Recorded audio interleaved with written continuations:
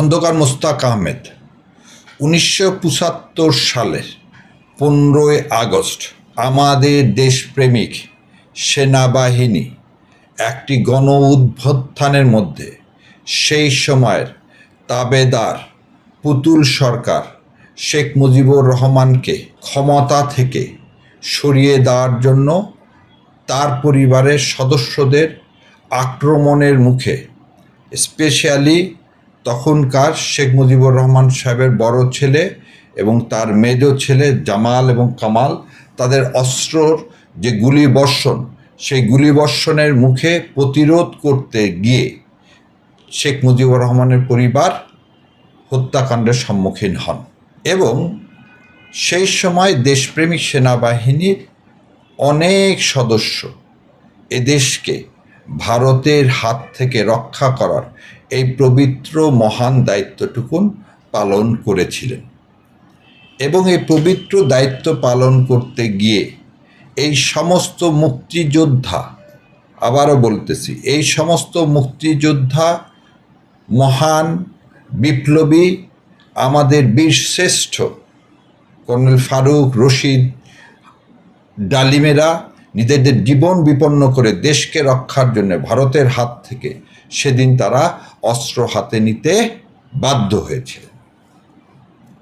তারই পরিপ্রেক্ষিতে শেখ মুজিবুর রহমান হত্যার পরে আওয়ামী লীগ সরকার নতুন সরকার গঠন করে এবং খন্দকার মোস্তাক সাহেব সেই পার্লামেন্টের মাধ্যমে রাষ্ট্রপতি নির্বাচিত হন এবং খন্দকার মোস্তাক সাহেব 1975 সালের 26শে সেপ্টেম্বর ইন্ডিমিনিটি অর্ডিন্যান্স পাশ করেন।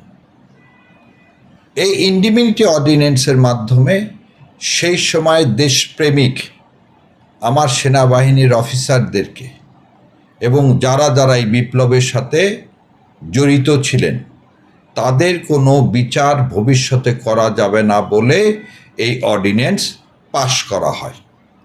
কারণ 75 সালে 15ই আগস্ট, আবারও বলতেছি, স্বাধীনতাকামী এদেশের স্বাধীনতা সার্বভৌমত্ব রক্ষার জন্য বাকশালী শাসন ব্যবস্থা এবং ভারতের তাবেদার শেখ মুজিবের হাত থেকে এদেশের স্বাধীনতা সার্বভৌমত্ব রক্ষা করার জন্য যারা অস্ত্র হাতে তুলে নিয়েছিলেন তাদেরকে এই ইন্ডিমিনিটি দেওয়া হয়।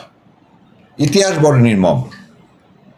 এই ইন্ডিমিনিটি অধ্যাদেশ পরবর্তীতে জেনারেল জিয়াউর রহমান তার রেফারেন্ডামের মধ্যে নিয়ে আসলেন এবং এই রেফারেন্ডামে সারা দেশের মানুষ রেফারেন্ডামের পক্ষে হাঁ ভোট দিলেন।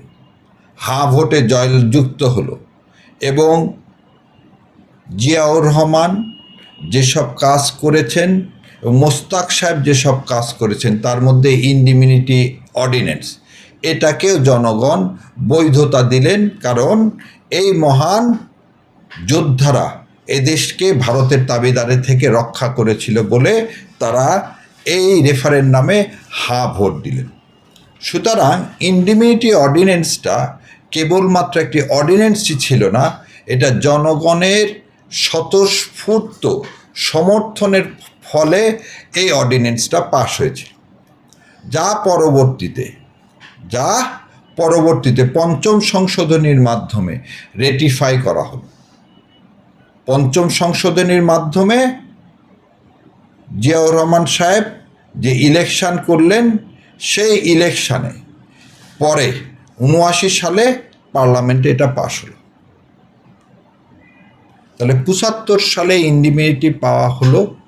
সেই ইন্ডিমিনিটি 1996 সালে নির্বাচনে আওয়ামী লীগ 146টা আসন পায় আর বিএনপি পায় 116টা আসন।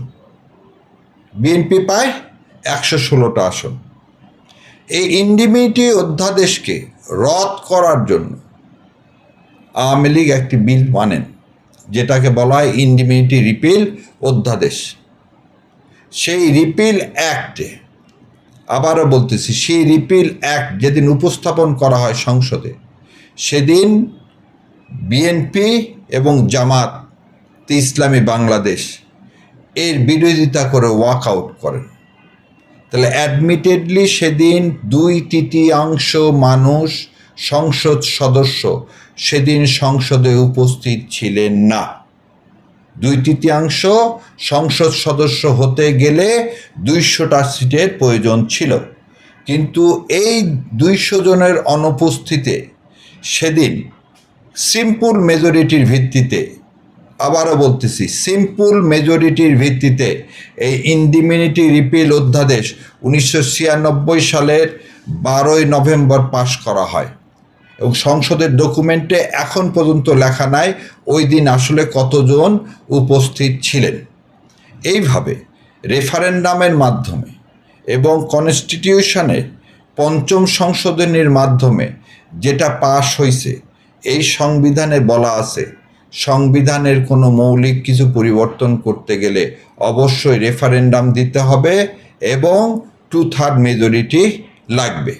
সো 2/3 মেজরিটি ছাড়া, আবার বলতেছি 2/3 মেজরিটি ছাড়া, রেফারেন্ডাম ছাড়া শেখ হাসিনা 1996 সালের 12ই নভেম্বর যেভাবে ইনডিমিনিটি অধ্যাদেশকে বাতিল ঘোষণা করলেন, বাতিল ঘোষণা করে জাতির শ্রেষ্ঠ সন্তানদেরকে ফাঁসির সম্মুখীন করে তাদের বিরুদ্ধে ফাঁসির রায় কার্যকর করলেন, তাদের বিরুদ্ধে ফাঁসির রায় কার্যকর করলেন এবং এই সন্তানেরা আজও অনেকে যারা জীবিত আছেন এদেশের মাটিতে আসতে পারেন না।